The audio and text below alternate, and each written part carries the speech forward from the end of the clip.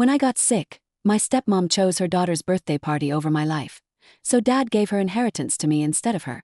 I, 18F, have lived with my dad Nick, 48M, and stepmom Claire, 46F, since I was 8, after my mom passed away from cancer.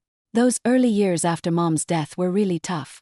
Dad was struggling to balance his demanding job as a business consultant with raising a young daughter alone. I still remember how lost he seemed, trying to do simple things like fixing my hair for school or helping me pick out clothes. Claire came into our lives when I was 10. She was recently divorced and had a daughter, Stephanie, now 14F, who was 6 at the time. Dad met Claire at a single parent support group that his sister Amy convinced him to join. Claire seemed really nice at first. She would bring homemade meals when she visited, help me with homework, and include me in activities with Stephanie. Looking back, I realized she was probably just trying to impress Dad. They dated for about a year before getting married. I was excited to have a mom figure again and a sister to play with. But things started changing slowly after the wedding. Claire became more distant with me while absolutely doting on Stephanie.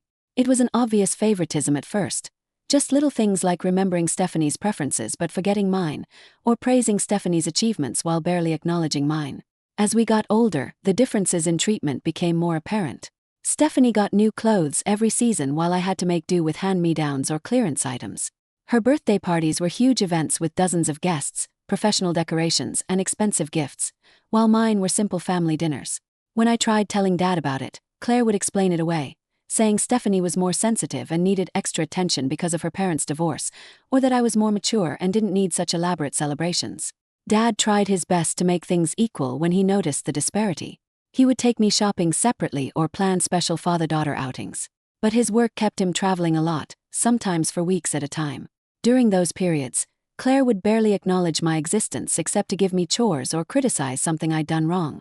My relationship with Stephanie is complicated.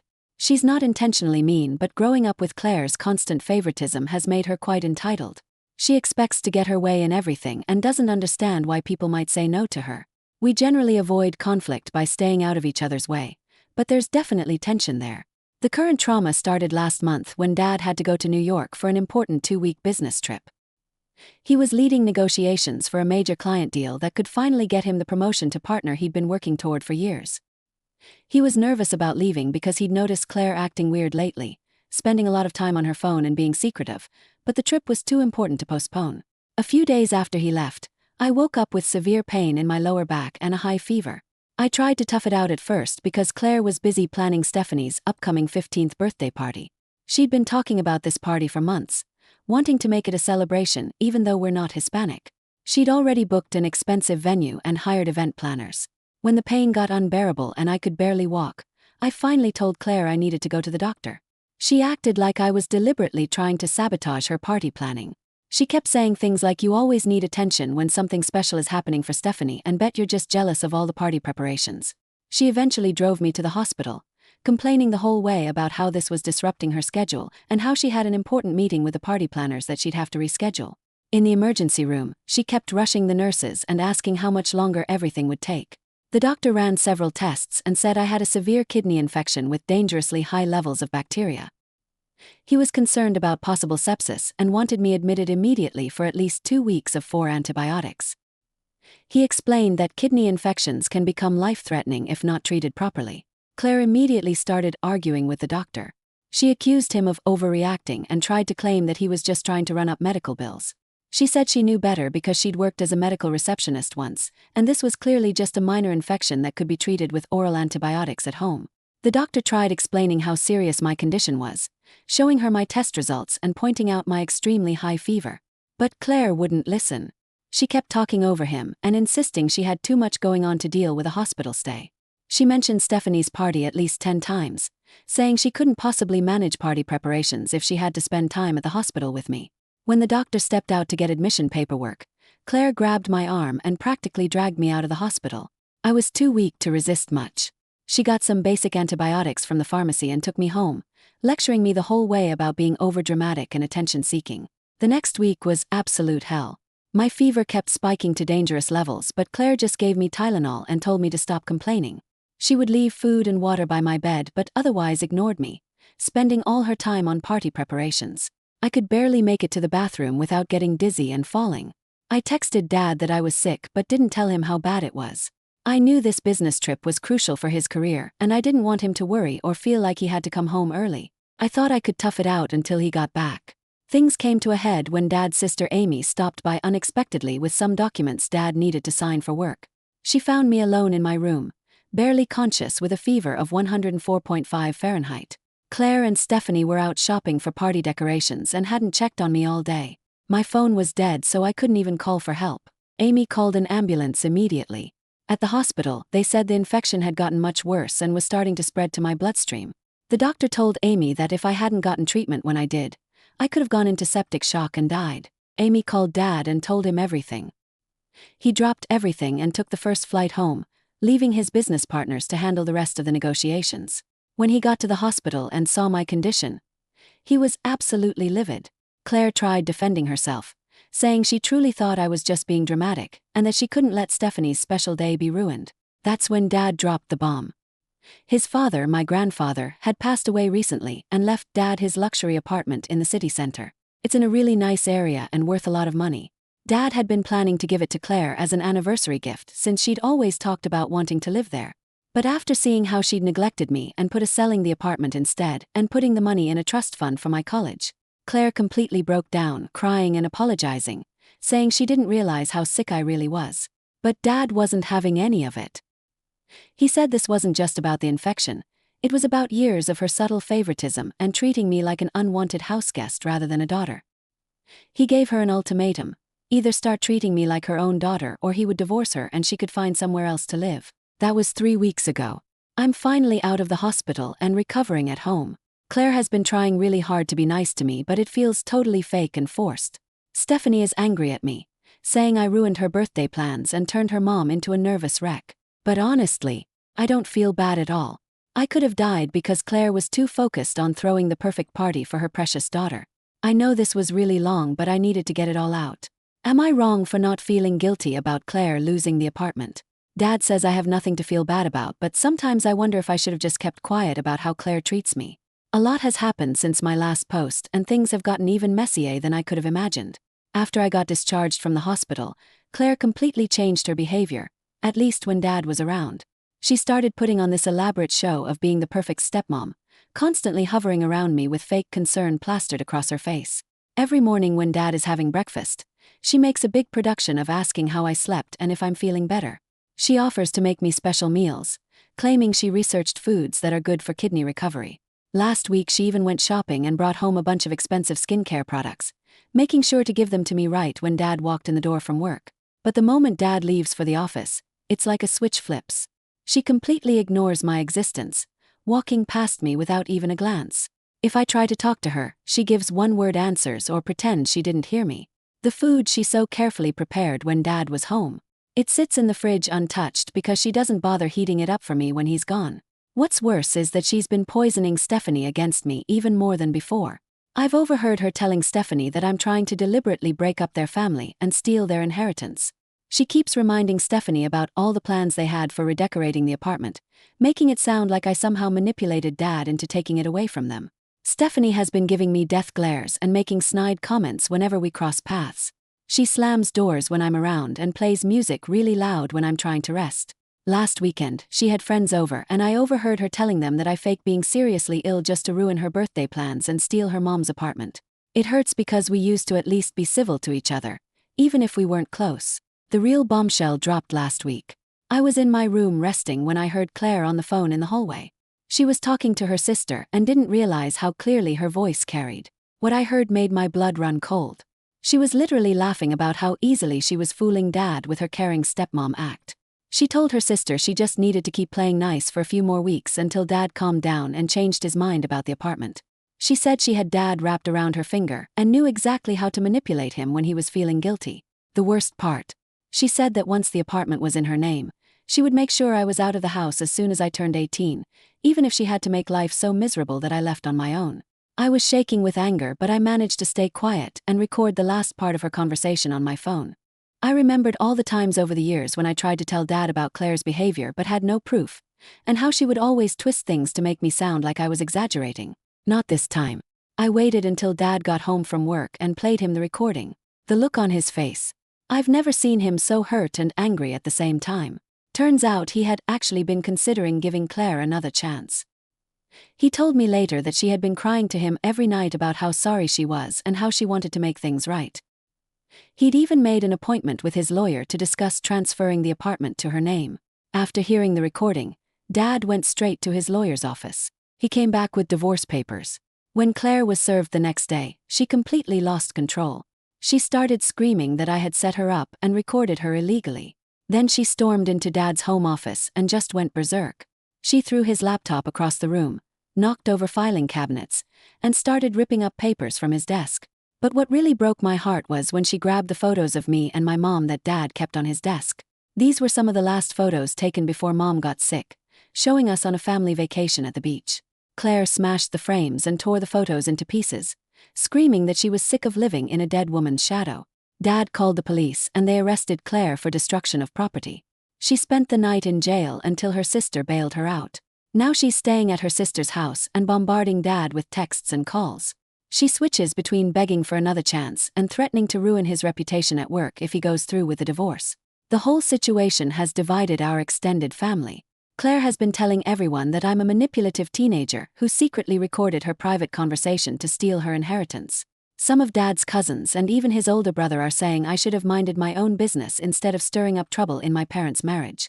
The drama reached a new level when Stephanie decided to take revenge on social media.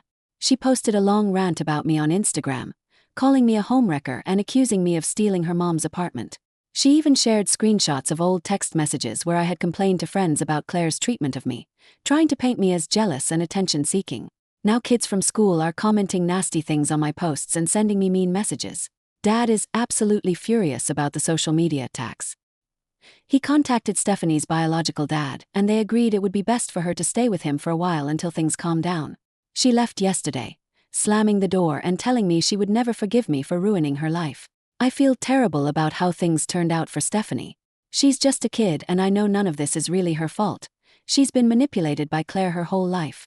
But at the same time, I don't regret exposing Claire's true colors. Dad keeps telling me I did the right thing and that he's proud of me for standing up for myself. Still, seeing our family torn apart like this is harder than I expected. Day 2. I wasn't planning to post another update, but something huge happened that changes everything we thought we knew about Claire. Remember how I mentioned she destroyed Dad's office and ripped up those precious photos of me and my mom? Well, that destruction led to an unexpected discovery that has completely blown up our lives. Dad and I were finally cleaning up the office last weekend. We'd been putting it off because seeing the torn photos was too painful for both of us. While moving the heavy filing cabinet that Claire had pushed over, we found a stack of old letters that had fallen behind it years ago. They were dusty and yellowed, stuffed in their original envelopes with postmarks from about 9 years ago, right around the time Claire started dating Dad. The letters were between Claire and her ex-husband, Stephanie's dad, and what we read made me physically sick. They revealed that Claire had basically orchestrated our entire relationship from the beginning. She and her ex had apparently been struggling financially after their divorce, and they hatched a plan to target wealthy single parents who they could exploit. They specifically chose my dad after reading his name in a newspaper article about successful local business consultants. They did extensive research on him, learning about Mom's death, and how he was struggling to balance his career with raising me. Claire deliberately joined that single parent support group because she knew Dad's sister Amy had been pushing him to go there. The letters detailed their whole scheme. Claire would play the perfect potential stepmom, being extra attentive to me and pretending to share Dad's interests. Her ex would act supportive of their relationship and friendly with Dad to make everything seem more genuine. They figured Dad was vulnerable because he was grieving Mom and worried about me growing up without a mother figure. But it gets worse. Throughout their entire courtship and even after the wedding, Claire was still sleeping with her ex. She would meet up with him during Dad's business trips, sometimes even using the money Dad gave her for household expenses to rent hotel rooms. They talked about how once they were married, Claire would slowly start suggesting that Dad put more assets in her name for estate planning purposes. The letters stopped abruptly around the time of the wedding, but that wasn't the end of the story. While going through Claire's things that she left behind, we found emails from last year between her and her ex. They had reconnected and were actively planning how to get the inheritance apartment put in Claire's name so they could sell it and split the money. They even had a realtor lined up already. Dad is absolutely shattered. I've never seen him cry before, but he broke down completely while reading those letters. He really loved Claire and thought she had loved him too. He blamed himself for not seeing through her act, saying he had been so worried about giving me a mother figure that he ignored red flags about her character. His lawyer says we might be able to press fraud charges since there's clear evidence that Claire entered the marriage under false pretenses with the intention of stealing Dad's assets. But it would be a complicated legal battle and might not be worth the stress. The good news is that the letters and emails give us strong grounds to deny Claire any claims to assets in the divorce proceedings. The hardest part was deciding whether to tell Stephanie. She's only 14 and finding out her parents planned this whole scheme together could really mess her up. But we agreed she deserved to know the truth, especially since she'd been blaming me for breaking up her family. Dad had her come over with her father, Claire's ex, present, and we showed them everything we found. Stephanie's reaction was heartbreaking. She started crying and asking her dad how he could do this to her. Apparently Claire had always told her that their divorce happened because he cheated, but the letters showed that they had planned their split specifically so Claire would appear more sympathetic to potential targets like my dad. What shocked me most was learning that some of Stephanie's big birthday parties over the years, the ones Claire always insisted on having while scaling back my celebrations, were actually just covers for her to meet up with her ex. They would use the chaos of party planning to exchange information and plan their next moves. Stephanie broke down and apologized to me for everything, the social media posts, the mean comments, blaming me for their problems. She asked if she could move back in with us because she can't stand to be around Claire anymore.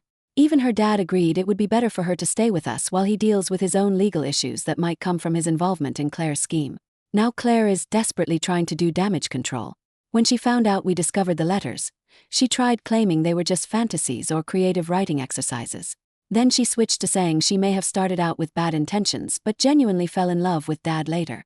Nobody's buying it, especially after seeing the recent emails about selling the apartment.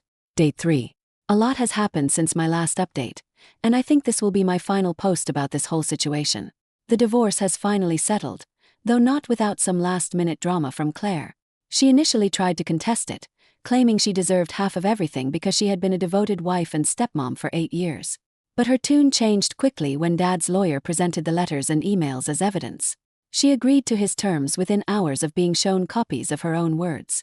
The final agreement was pretty straightforward. Claire gets to keep her car and personal belongings, but nothing else. She tried arguing for alimony, but the evidence of her fraud killed any chance of that. She's not even allowed to keep any of the expensive jewelry Dad bought her over the years since the marriage was entered into under false pretenses. The biggest surprise came last week when we found out Claire had moved to Arizona with her ex. Apparently, they decided to stop hiding their relationship once everything was exposed. Through mutual friends, we heard they're trying to market their story to reality TV producers, claiming they have some tell-all expose about corporate executives and their secret lives. Dad's lawyer says they won't get far with that since they'd be admitting to fraud on national television. Stephanie is still living with us and honestly, things are better than they've ever been between us. We've been sharing a lot of memories about growing up under Claire's manipulation, and it's helped us understand each other better. She told me Claire would often deliberately try to create rivalry between us, telling each of us separately that the other was saying mean things behind our backs. She started seeing a therapist to deal with everything, especially the revelation about her parents' schemes. The therapist explained that Claire shows signs of being a narcissistic parent who used Stephanie as a tool for her own gains. All those elaborate birthday parties weren't really about making Stephanie happy. They were about Claire showing off, and meeting up with her ex-dad is doing much better too. His business partners were incredibly understanding about him leaving the New York negotiations early. They even fast-tracked his promotion to partners since he managed to close most of the deal before rushing home from my health crisis. He says nearly losing me to the kidney infection made him realize what really matters in life. The apartment that started all this chaos. Dad made a decision that surprised everyone. Instead of just putting the money in my college fund like he originally planned, he's selling it and is splitting the proceeds between me and Stephanie. He says we both deserve a fresh start after everything we've been through, and it's not Stephanie's fault that her parents are con artists. Claire keeps trying to contact Stephanie through fake social media accounts since we've blocked her real ones. She switches between guilt-tripping, saying Stephanie is betraying her by living with us, and making grand promises about their future together. Stephanie ignores all of it. She says she might want a relationship with her mom someday, but right now she needs space to process everything. As for me, I've blocked Claire on every possible platform and have zero interest in ever speaking to her again. Sometimes I have mixed feelings about how everything played out. If I hadn't gotten that kidney infection, Claire might have kept up her act for years longer. In a weird way, her neglect of my health ended up exposing her true nature and saving our family from even more manipulation. Dad says the inheritance apartment situation wasn't really about money. It was the catalyst that finally exposed Claire's true character and probably saved us from years more of her scheming. I agree. For the first time since Mom died, our house feels like a real home. Stephanie and I are actually acting like sisters, and Dad seems happy instead of just stressed all the time. Sometimes the worst situations end up leading to the best outcomes.